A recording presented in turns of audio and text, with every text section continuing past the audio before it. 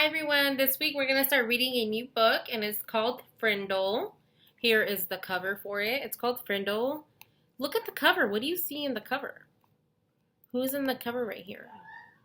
Okay, and this book is by Andrew Clements.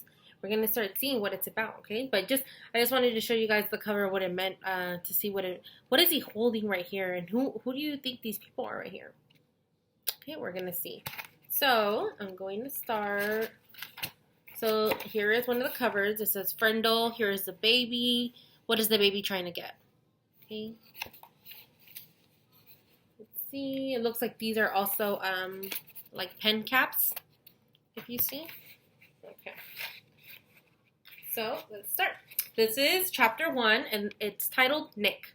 Okay, let's start.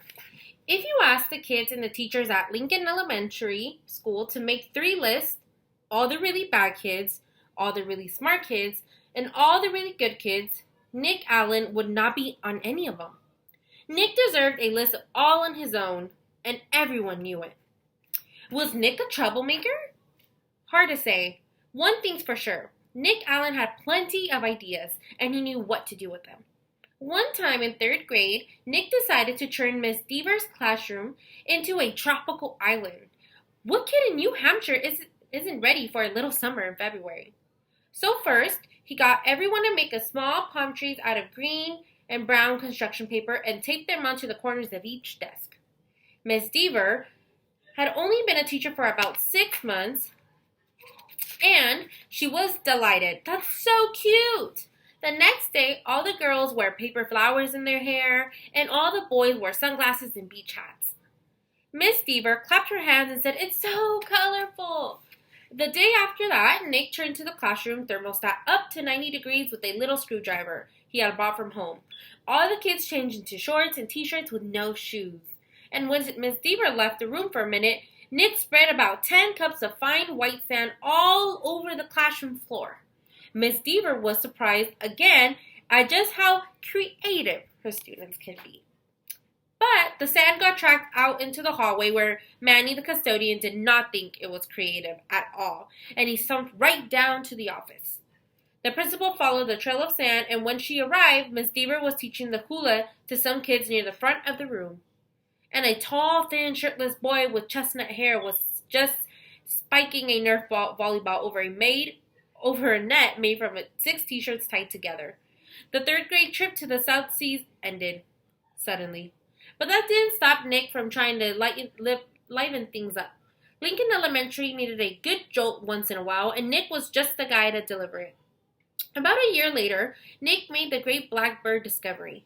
One night, he learned on a TV show that red-winged blackbirds give this high-pitched chirp when a hawk or some other danger comes near. Because of the way sound travels, the hunter birds can't tell where the high-pitched chirp is coming from. The next day, during silent reading, Nick glanced at his teacher and he noticed that Mrs. Avery's nose was curved, kind of like the beak of a hawk. So Nick let out a high squeaky blackbird beep. Miss Avery jerked her head up from her book and looked around. She couldn't tell who did it, so she just shh to the whole class. A minute later, Nick did it again, louder. Peep! This time, there was a little giggling from the class, but Mrs. Avery pretended not to hear the sound, and about 15 seconds later, she slowly stood up and walked to the back of the classroom.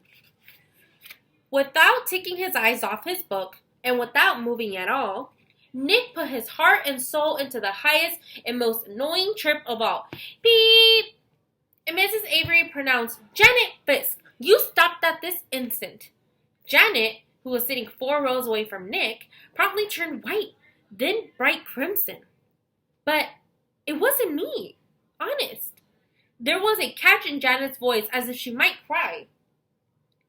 Mrs. Avery knew she had made a mistake, and she apologized to Janet.